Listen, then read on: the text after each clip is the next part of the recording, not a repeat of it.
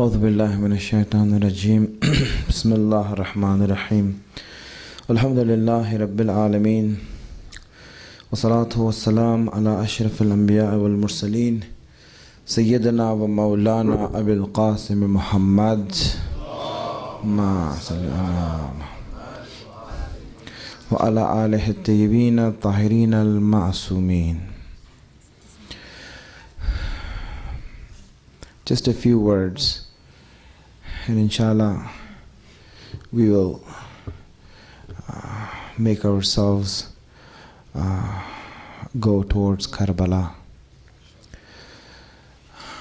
Allah has chosen some people above others. Allah has chosen some families above other families. In all the people of the world, you see that He has chosen the prophets and the imams. And amongst all the families of the world, He has chosen Ahlul Bayt. And we see that when we look at the lives of the people who are chosen and the families that are chosen, one of the distinct qualities that we see in them is their dua. Their dua that they have and the dua that they make. It's not the amount of dua that they do, but it's what they ask in that dua that makes it very effective. And especially when they make dua for their children.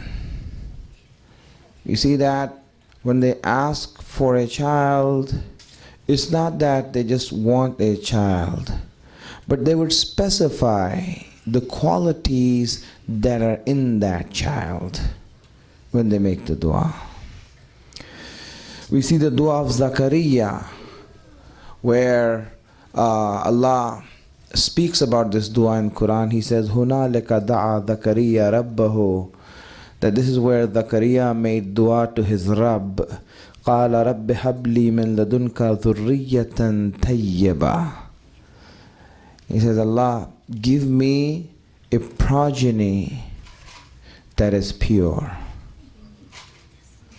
You see, he didn't stop at the fact that he just wants a son or a progeny. He wants a progeny that is pure. He outlines what he wants, makes a dua that is sublime. We see the dua of Maryam, or the mother of Maryam, Maryam, for her child. She says, Rabbi inni nazartu laka ma fi batani. Allah, I have given to you in service what is in my womb. The child that's in my womb, what I want for the child is that it should be in your service. I have made nazar for it. This is for you. I want it for you. And hence Allah, He answers her dua. He answers her dua and He says that He gave her Maryam. Now my friends, there are many examples I can give, but I just gave these two examples and it's enough for us. From here, I just want to take out some conclusions that we really want to see, and that we really will help us in our life. It will really help you in your life if you take these conclusions to mind. The first thing is that Allah accepts the dua of a parent for their children. One of the accepted duas is when a parent, a mother and father make dua for their children. When they make dua for their children, it is accepted by Allah. It is an accepted dua. And if everyone realizes that, then they also realize that the reason for their success in life is the dua of their parents. The reason for the success in their lives is the dua of their parents. And the reason for the lack of success in their lives is the lack of duas by their parents. Understand this? Lack of duas. Parents don't make dua for their children. Allah says, I'm giving you a tool to make your children great. But when we make dua, what duas do you make? Allah, just keep them healthy. So Allah answered their dua, they're healthy. Just keep them safe. Allah answered the dua, keep them safe.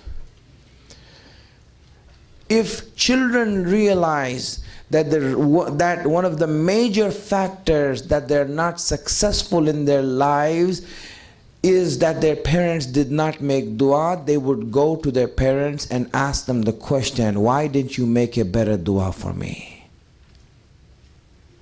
Why didn't you make a better dua for me? If you have made a better dua, I would be something else today. Understand this? We shortchange our children by not giving them duas that we are capable of giving. Why cannot we say that, Allah, I want my child to become the right hand of Imam Hussein. I want my child to be not just anyone, but the one closest to the Imam. Have we made such a dua for our children? You see, the reason you see many children become weak is because we do not make strong duas for them. We don't make strong duas for them. And there's nothing stopping us. No one is holding us back.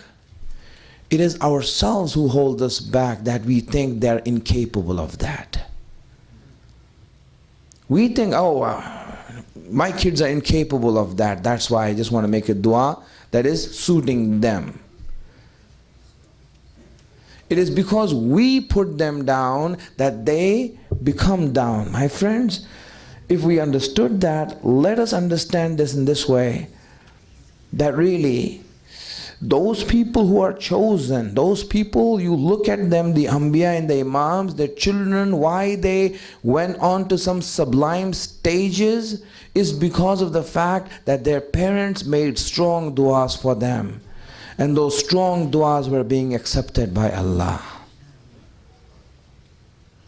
Make a strong dua for your child, that they become great, not just good, great. Allah, I want them to become great. I want you to make them great. Make that dua for them. The acceptance level of the dua of parents. A parent's dua is accepted to the extent he bore trouble raising that child. However much pain he went through in raising that child, you see that dua that he makes for that child is accepted. Children, no matter what, they give you trouble. Whether they like it or not, they give you trouble. They don't realize they give you trouble, but they do. Right? Other than those natural facts, for example, sleepless nights and all these things, but just the fact that they misbehave in front of others is a trouble for you. Right? It becomes hard on you, right? That if you see a child, for example, misbehaving, your own child, you feel ashamed in front of others. This is a reality. They take that. And whatever amount of trouble did you go through in life in making your child, in raising your child, you will see that Allah will accept your dua for that child to that extent that you bore. This keep in mind. My friends, if you understood that, now just the last thing. You have two parents in your life. One that has given you a biological birth and the other one who gave you a spiritual birth. There's one father you have who gave you a biological birth. He is your biological father. And there's another father who gave you a spiritual birth, who's your spiritual father. Your biological father is what you find in your birth certificate. Your spiritual father is the Imam of the time. He is your father.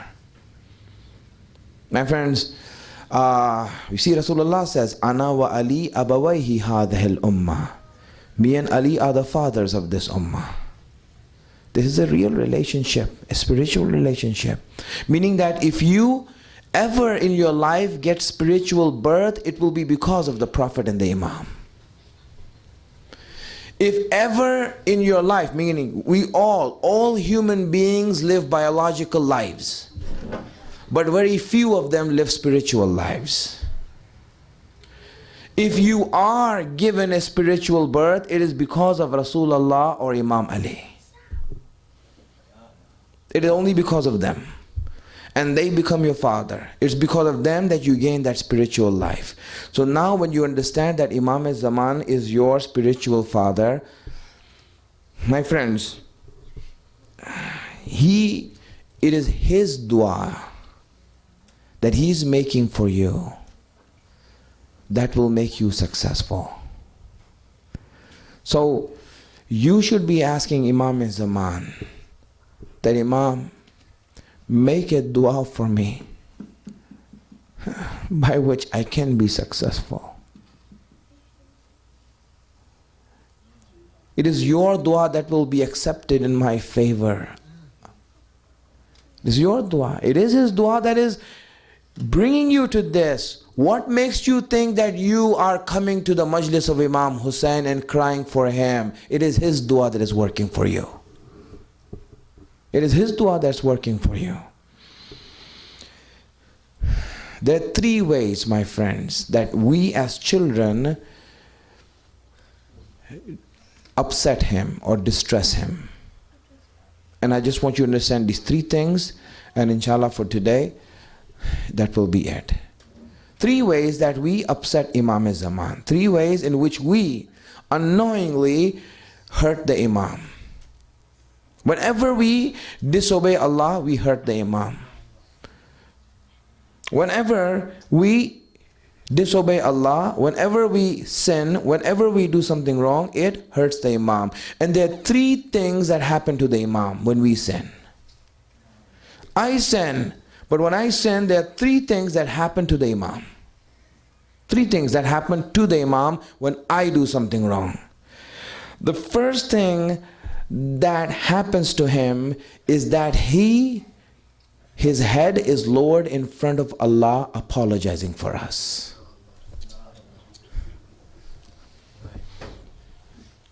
You know, his head is lowered in front of Allah. Allah says, Allah, please forgive him.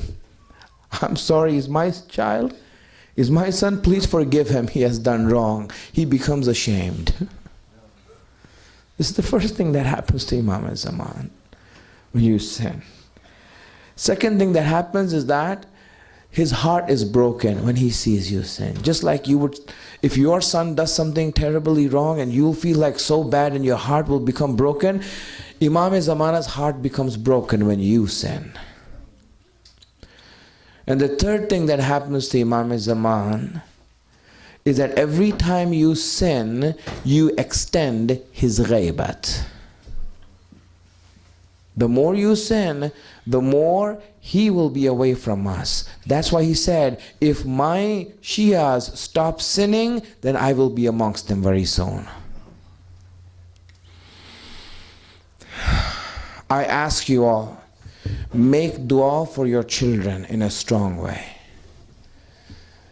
Ask Allah that Allah make our children the choicest, the best soldiers of Imam al-Zaman. I want them to be the best. Why can't you? When we looked at the lives of those who were chosen by Allah, you see that they had this du'as that they made for them. Every child of Hussein was born because of a dua that he made for Allah. Imagine this. Every child of Imam Hussein was born out of a dua that he made. And for every different occasion he made a dua, and you see that Allah answered him with a child. That's why you see every child of Imam Hussein was different. Every child of Imam Hussein was different. And each child had a special quality in them that was unique to them. And they were different than each other. And they were a answer to the dua of Imam Hussein. Ali Akbar, when you looked at him, you saw that Allah gave it to him as a reminder of his grandfather. As a reminder of his grandfather. When he gave Imam Hussein Fatima Kubra, he gave Fatima Kubra as a reminder of his father. She looked like him. And when he gave him Fatima Sughra, she was a reminder of his mother. She was a splitting image of his mother. And that's why he left her in Medina. You know why he left her in Medina? Is because of that. He said that after Karbala, when my children will be dragged through the streets, I don't want the image of my mother to be dragged in the streets of Kufa and Sham. I don't want them that they drag the name of my mother for whom Ayat Tathir has been revealed in Sham and Kufa. That people lay eyes on the one that Allah has hidden, that precious flower from heaven that Allah has hidden. I don't want to reveal that to the people. But my friends, after this there was one daughter that was born to Hussein who was very special to Hussein. She's known by two names, Sakina or Ruqayya. Both of them are the same person. Sakina or Ruqayya, both of them are the same person. Many people, they call her Ruqayya, some people call her Sakina. Sheikh Mufid says Sakina, but the name is Ruqayya also. She was 3 to 4 years old. She was 3 to 4 years old, and she was special to Imam Hussein. She was so special to Imam Hussein that he always kept her with him. She never wanted to be with anyone but her father.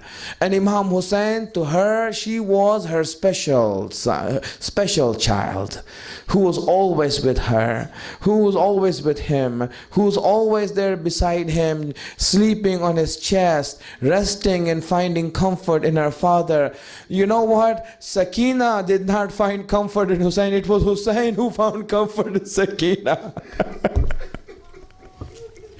Have you ever wondered why he named her Sakina? He said, Sakina, you think you find peace in me? No, Sakina, I'm the one who finds peace in you. I'm the one who finds peace in you. My friends, this was that relationship. So from here, understand from here what I'm saying. And just understand what Sakina went through after Imam Hussein passed away. And that's it. That's all I will say today.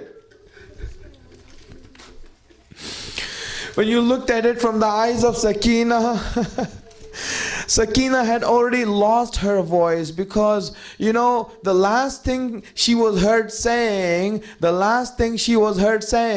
was, where is my uncle Abbas? Where is my Ammu Abbas? And when she heard the news that Abbas, her uncle, is not coming back, after that Sakina did not speak anymore. She did not speak anymore after that. And thereafter, when she was going around, her eyes were wide and confused. Now, when she saw Hussein leaving, she said, what can I say? Then she went to Hussein and the horse of Hussein, and held the horse. Do not take my father away. But after that, when Hussein left, now Sakina is looking towards the battlefield. Looking towards the battlefield, waiting for some sign to come, some news to come. But when her father did not come back, now the only thing she saw was a horde of men running towards the tents.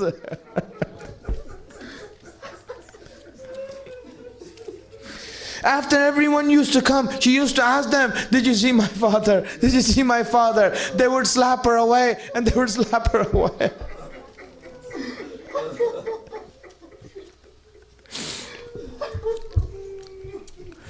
You know, there was a child, not from Imam Hussein's army, there was someone else's child. There was someone else's, let me tell you the story. There was someone else's child, right? Not from the Imam Hussein's army. You know, he was there with someone, we don't know who.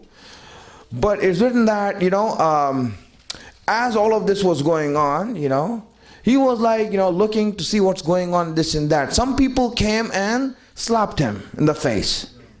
Some people came and slapped him in the face. So he went and told his father. His father came and said, why did you slap my son? He says, oh, we thought he was Hussein's children. We thought he was Hussein's children. So only Hussein's children are allowed to be slapped. Every other child will be respected. Only Hussein's children will be slapped everywhere. Is this what the household of Rasulullah has come down to? That everyone's child will be spared, but the only children who will be beaten up will be the children of Imam Hussein. My friends, when these horde of men came inside, they ransacked the tents. They took everything that they can and they found in the tents and ran away. The treasures of Ali and Butul that were kept in the house. Those things that Rasulullah gave and Ali and Fatima gave to their children, all of them were taken away. Little things, reminders of them, were taken away by them. What use is it for you? You can't sell them, you can't get anything for it. But they took them away, they ransacked them. And then when they ransacked and emptied out the tents, when they emptied out the tents one after another, so now what happened is that they asked Umar ibn Asad what to do. He said, go ahead, put fire to the tents, burn the tents. And they started burning the tents one after another. The ladies and the children now afraid, what do we do? What do we do now? Oh, my friend, understand this. Take your hearts to Karbala. Take your hearts to Karbala and see what they're facing right now. What are they facing right now? When they went to Karbala, when you go to Karbala, you see them 2 hours ago, 1 hour ago, 2 hours ago, they had all their men with them. Abbas was with them. Ali Akbar is with them. Hussein is with them. They don't need to make decisions. Our men will make the decisions for us. Now that all the men are gone, now they're running from one tent to another, screaming, asking, what should we do? What should we do? We don't know where to go. Until Zainab said, come, let's go to the tent of Imam Sajjad. Let's go to the tent of my nephew. They went there. Zainab went to Imam Zainul Abidin. He said, wake up, my son, wake up, wake up. And Zainul Abidin opened his eyes and he looked at his aunt Zainab. He says, what's the matter, my aunt? What's the matter? He says, son, what should we do? What should we do? The tents are on fire. Do we stay inside and burn ourselves, or do we go out in this situation? We have nothing. We have nothing. My friends, this is the household of Rasulullah. Ayat al-Tathir was revealed for this household. The women of this household were such that even the sun did not see them. Even the sun did not witness them. Their haya and ghairat on one side. They ask Imam Sajjad, what should we do, my nephew? You tell us, you are the Imam of the time. Imam says it's wajib to save your life. Go out of the tents. Zainab told everyone, then let's go. Imam has given us the order, let's go. Everyone started running out of the tent. Just see the scene from outside, that all the women are coming out of the tent of Hussein. He's saying, Wa Husayna, Wa Muhammada, Wa Muhammada.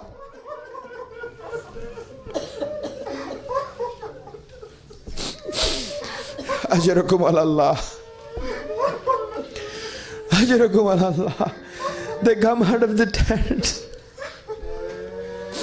Then as soon as Zainab takes everyone out of the tent, then she realizes something. She realizes, wait, where am I going? You all go outside. She looks back at the burning tent they came out of.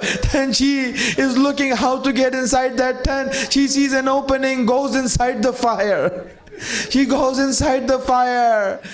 People who saw this said, we saw a woman entering a burning tent. And he said, what would make her do such a thing? She can die inside there. She can burn herself inside there. I went closer to see what's going on, and I saw that this lady is carrying a young man on her back.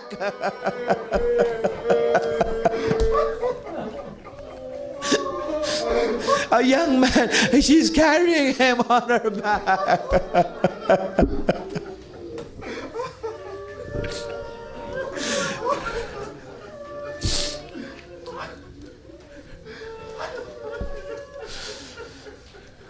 My friends, so many things are happening. So many things are happening. What can I say? The tents of Rasulullah are being burned. The children are, the ladies are outside in the ground. Imam Zainul Abidin is carried outside his tent. The children are running around helter-skelter, don't know what to do. In the midst of all of this, someone comes. Someone comes to Sakina, and he looks at her and says, give me those earrings you're wearing. Give me those earrings you're wearing. She says, don't touch me. Don't touch me. You know who I am? I am the granddaughter of Fatima. He said, I know who you are. You know, he goes for her. He goes for her, grabs her ears with the earrings in there, starts to take them off. He starts to take them off, but it's too difficult for him.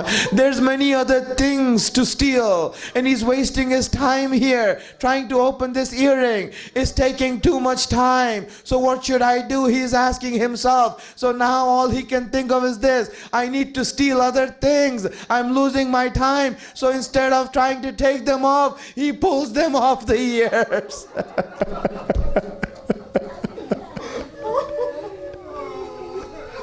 He pulls them off the ear. Sakina cries out loud. Her ears are ripped open, and the blood from the ears starts falling on her shirt.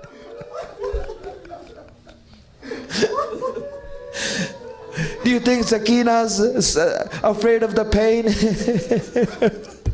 Do you think that she's afraid of the pain? No, she's not crying for the pain. You know what she's crying for?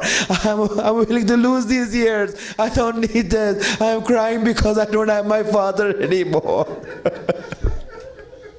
I don't have my father anymore. La ilaha illallah.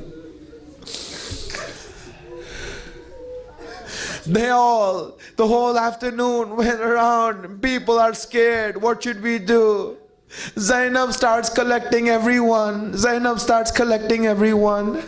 And she puts them all in one side and starts to say, stay here in one place, stay here in one place. Children are running around. They don't know where to go. Some children there, some children there. And Zainab is trying to collect them all, trying to keep them in one place. And then all of a sudden, Kulthum and Zainab start counting the heads. They start counting what are the heads and this and that. And they saw that Sakina is missing. So they say, where's Sakina? Did you see Sakina? Where is she? Sakina, where are you? Where are you, Sakina? Give some voice. Let us hear you where you are. And they were after Sakina, looking for Sakina. One place to another they say, maybe she's in the battlefield, let's go there. Maybe she's by the river. They go to every places. They see all their bodies. They see the bodies of their beloved ones. And they recognize this is Ali Akbar. This is Ali Akbar's body. But I can't stay here, Ali Akbar. How I wish I can stay here and do matam for you, Ali Akbar, but I can't stay here. They go forward. They might see the body of Abbas and say, Abbas, see what's happening to us. But Abbas, we can't wait here. The amanat of Hussein is lost.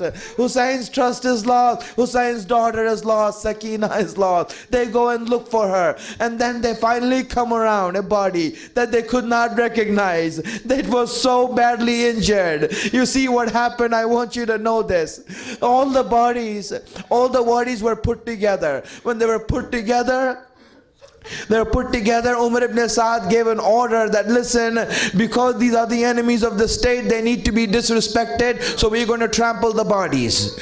So trample the bodies, take the horses and run them over the bodies. Just run them over the bodies. You know what happens when horses run over the body.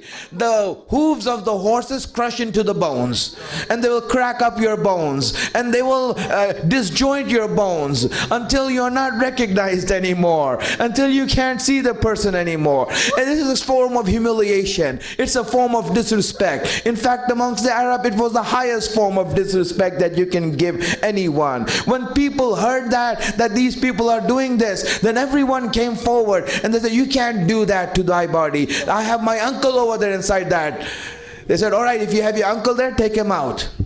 Hur's people said, listen, Hur might be your enemy, Hur might have fought against you, but we won't let you do this. He says, take him out. Habib ibn Mazahir's people came forward. They said, we will not let you do that. He says, take him out. Then Umar ibn Saad made a general announcement. He says, anyone who wants to claim anyone in these bodies, go ahead, claim them.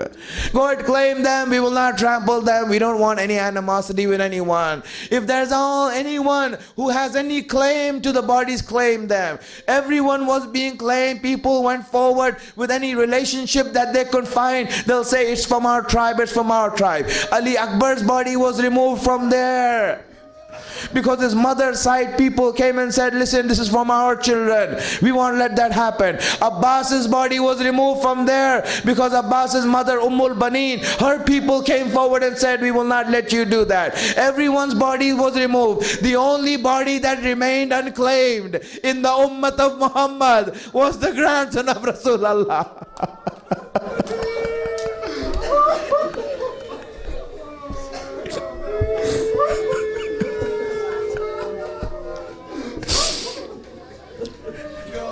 Hussein, you're the only one left. Hussein, no one wants to claim you. No one wants to take you away. No one wants to make sure this humiliation doesn't happen to you. Hussein's body was left. When Hussein's body was left, then the horses were sent to trample his body. They trampled the body of Hussein. Imam Hussein's body was trampled.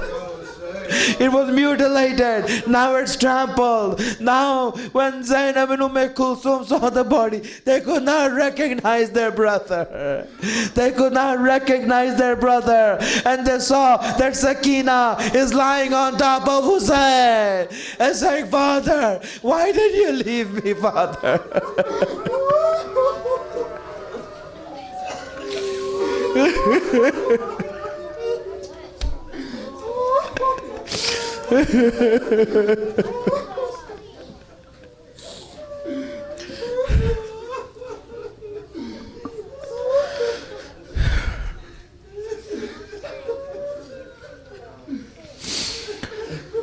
Assalamu alayka ya Aba Abdullah. Assalamu alayka ya Aba Abdullah. وعلى الأرواح التي حلت بفنائك عليك مني جميعا عبدا ما بقيت وبقي الليل والنهار ولا جعله الله آخر العهد مني لزيارتكم يا أبا عبد الله. ماتم الحسين.